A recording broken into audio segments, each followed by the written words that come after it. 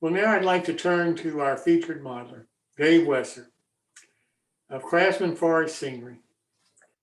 I found Dave from Al Judy, and Al kept saying how great he is, how great he is, how great he is. And finally, I decided, well, if Al feels that way, he probably is. So let me see who he's talking about. So I called and talked to Wayne and so forth, and found just a super man and a great modeler. Wayne's a longtime NMRA member with a number 2062, I think. He started in hobby modeling in 1970. He's modeled in G scale for many years, modeled in HON3 most of the time, and still builds modules in HON3. He's mostly a logging modeler, and he started developing an interest in ON30 when Brockman came out with their models. And so now he mostly models in ON30. And I'm so happy that Wayne could be with us tonight. Wayne, welcome to the show. Thank you, Jim. Glad to be here. Well, I tell you, I'm just I'm so impressed, and can you tell us a little bit about your modeling? Well, I like you said, I'm started modeling. Actually, I never had to model as a kid, which is unusual. I started modeling at 20, and I've modeled for over 50 years, so it kind of gives my age away a little bit. But yeah, I've been very active in clubs all through the years, and a very active modeler on club layouts and my own layout. And my biggest love, of course, has always been building things, scratch building. I hate to give it away, but the last club I belonged to, I was there for 30 years, and I think I ran a train once. Running trains was never my thing. It was building, creating the miniature world around it that really turned me on. Well, I think a lot of us feel that way. I hate to admit it, but I feel the same way exactly. What got you into logging? I lived many years in Western Canada in the prairies, and the last club I was in there, which I was a member for before I moved to Ontario, about 30 some years, we decided to model the Kootenays CPR in the 1960s with interchange with the K&S, the Kaslo and Slocum Railroad from the 1920s mixed in. And a big portion of that was logging. No one wanted to do it. No one knew anything about logging. And I said, I would do it. And the logging parts of the club layout was about 10 by 8 by 10 U-shaped. And I took that on. And once I started that, it just became a love of where I went from then. So then you started your company? Actually, I dibbled in trees over those years there. I really didn't start into it until I moved to Ontario about 4 years ago. And I had dabbled in it before that, but never really as serious as when I came here. And I found there was a lot of interest here. It's something that, with the amount of shows that go on, the amount of modelers there in Ontario and in Eastern Canada, I found it something that I always wanted to do, and something that's sort of ended up working out for me. Well, I'd love to see some of your models. Can you show us some things? Well, I brought a couple of models along. This is a, I don't know how well it shows up. It's great. This is actually a kit, which was Builders in Scale, that I built many years ago. And I always loved this model. So I decided, being I was in ON30, that I would duplicate that kit.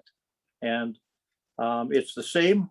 I expanded the plans, and I totally scratch built this one within the last 6-8 months ago. And it's totally complete except for the commercial parts, which are the bolt details, the chain, and the cable that goes around the, otherwise it's everything that I've constructed on it. So those are the kind of models that I've been building. I didn't bring a lot of those along. I also, when I was in the prairies, I belonged to a G-scale group. There was 4 of us, and we had a 20 by 35 modular G-scale layout. And when I left that group, of course, moved to Ontario, someone else took over my modules. But you know, I still have some remnants left, like outhouses, and I still dibble a little in G-scale because one of my goals down the road is to do a little tiny GN15 layout just to take to shows. So, you know, I still continue to build pallets, pallets that are dilapidated, different things like that. I just continue to dibble whatever the mood seems to take me. Well, listen, when we talk, one of the things that impressed me, and I don't see it modeled a lot, is the floor of a forest. Yes. The trees are one thing, but the forest floor, that to me could really, really set the scene off. Could you talk a little bit about that? Yeah, I will just show, I have a little, when I go to shows, I have some little modules I take with me, and this may show some, and of course it's quite green because we see all around it. But what I do is I like to collect products that, and especially in the summertime when you can get to it, that can do forest floor. And a lot of those are, I mean, there's some commercial things I use. Flock and Turf has a lot of good products that I like to use. I know some modelers use like real dirt. I don't like doing that. I still like to use the woodland scene soil. To me, dirt has a heaviness and a dirtiness to it that I don't like.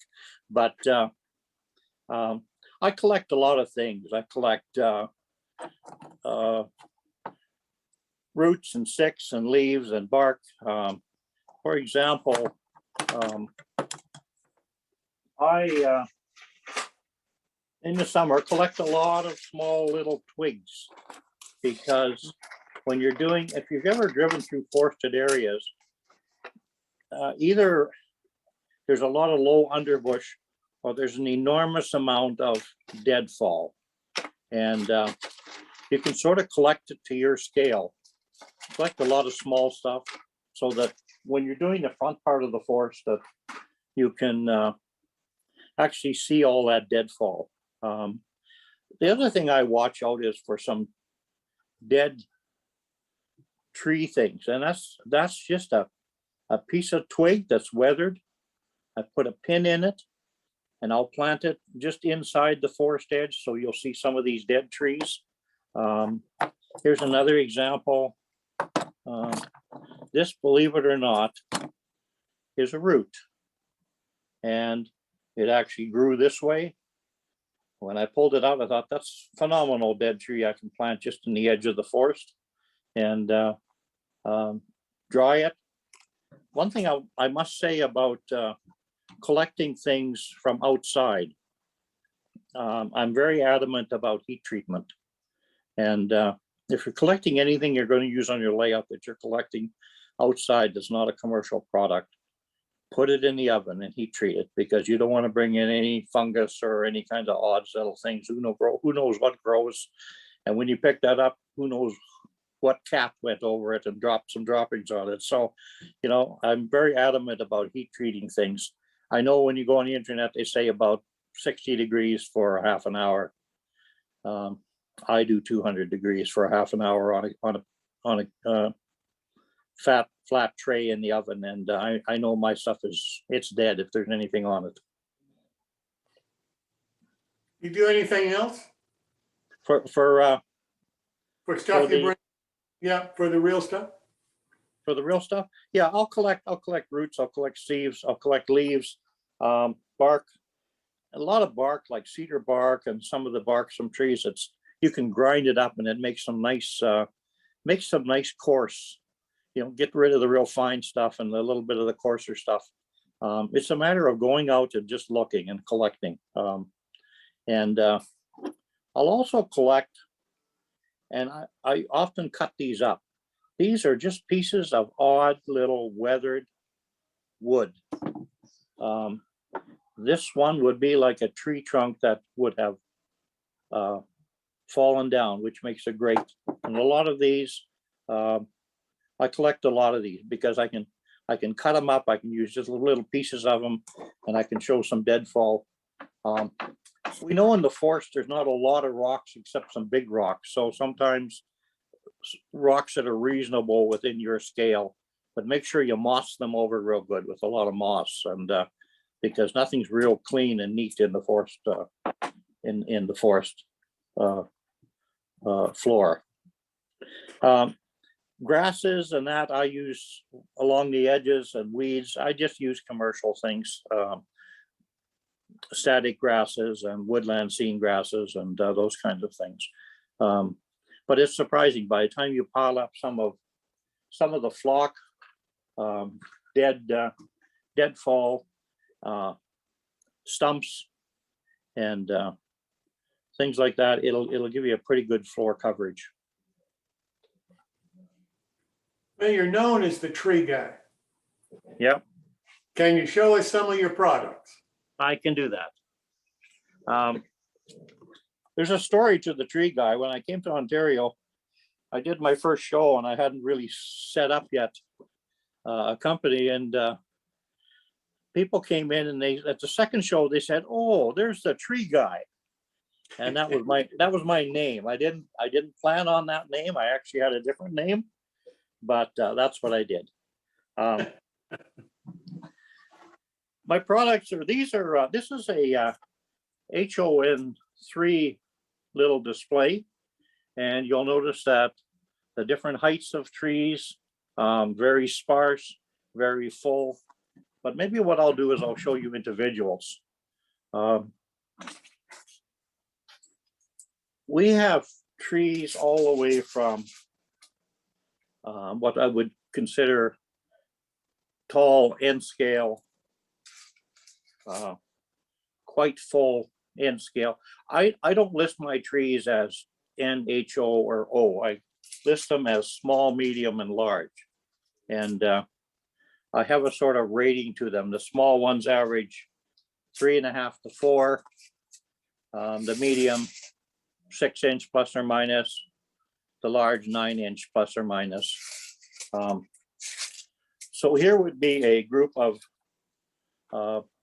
maybe I'll try and pull 2 of these out.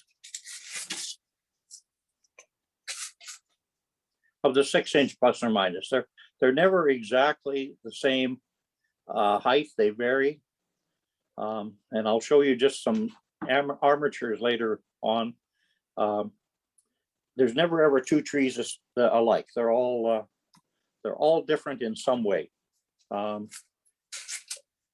colors will vary, as you'll notice. Now there's another line of trees I make which have live top and bottom, dead middle. We do some that have split trunks. So that's a live bottom with a split trunk. Sometimes in the sanding process of the armature, you'll get splits in them, and those will become split trunk. We make a tree that's a full tree, or there's a full 12 inch that's, I can't even really see it, that's even fuller. The thing is about these, you can see through them. They're not like people sort of make trees that are furnace filter, which you can't really see through. I make quite a number of people ask for these. They're live bottom and a lot of dead top. The thing about these is they're all flexible, like they won't break off. The material I use is very flexible. And in the bottom, you'll see always some trees all have a little bit of dead stalks on the bottom. I make some that are Actually, all kinds. I make some that have a bigger base, as you can see. The base is much bigger. This would be considered a skimpy tree. This again would be live top and bottom, dead middle. And let's see what else we have here. And something else here. And of course, the forest fire trees that have gone through a forest fire. And again, that stuff is all flexible. It'll never break off.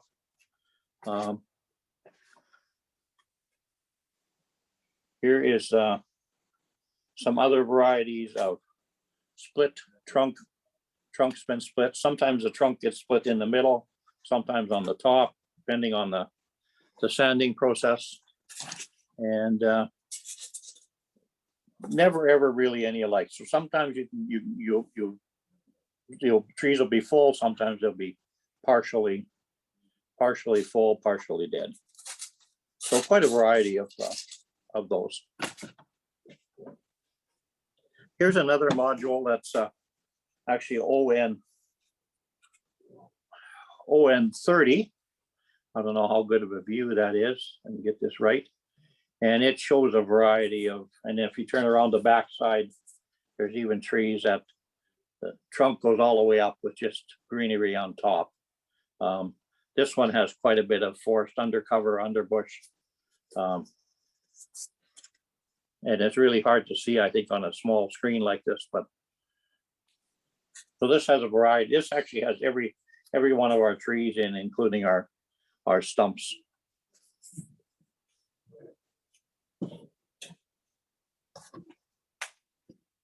Well, I can see why you're called the tree guy. Yeah, well, thank you. What kind of material are you using? The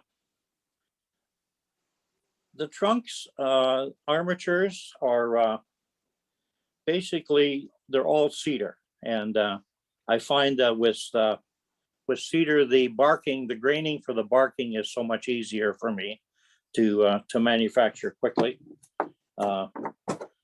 Because, trying to do for sale, you have to do them in batches of about 50 or more at a time. So it's easier. The foliage, of course, is part of the secret of the tree, unfortunately, so of the manufacturing. It's not regular filter materials. They sure are beautiful. They really are. And of course, we make just armatures now. We just started this lately. If people want to buy armatures and make trees, they're available. These are the what would be the medium, and as you can see,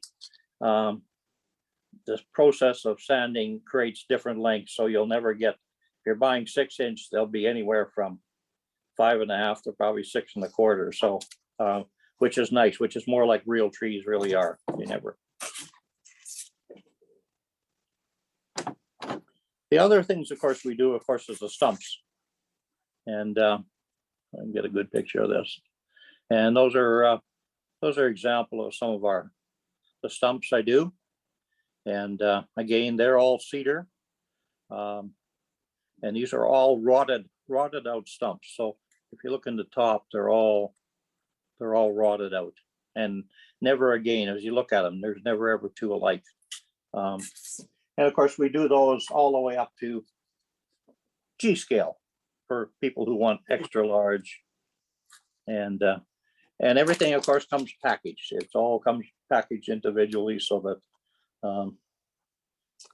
there's no fighting with them, getting trees or stumps stuck to each other. And of course, the other thing are the logs that we do. We do rotted out logs. And there's I don't know, that's a good example. There's a rotted out, looking at the top of it, at the end, they're rotted out. There is one that has a rat in one end and a snake on top. You'll notice they have, see if I got a little pointer here. They have the mushrooms here growing. They're rotted in quite a ways. And even on top, there's those, I'll get it in the camera. There's these little mushrooms, these little clear little mushrooms that grow on top. Often they have those. And there's another just example of what's that one got in one. Maybe that one's got the rat in it.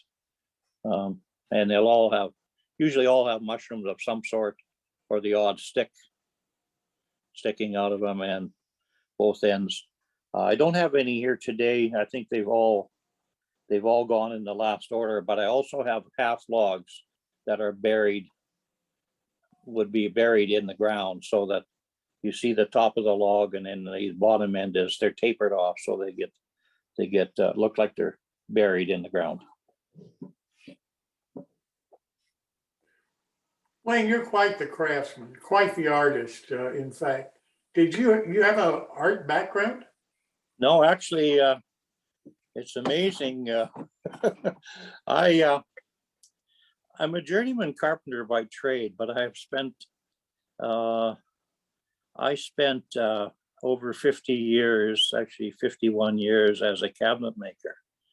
And I learned in the early days from the European. I started in a European shop, and of course, that's where woodworking became my real craft. And you know, I've been able to do everything from spiral stairs to church pews to pallets. You know, we did everything.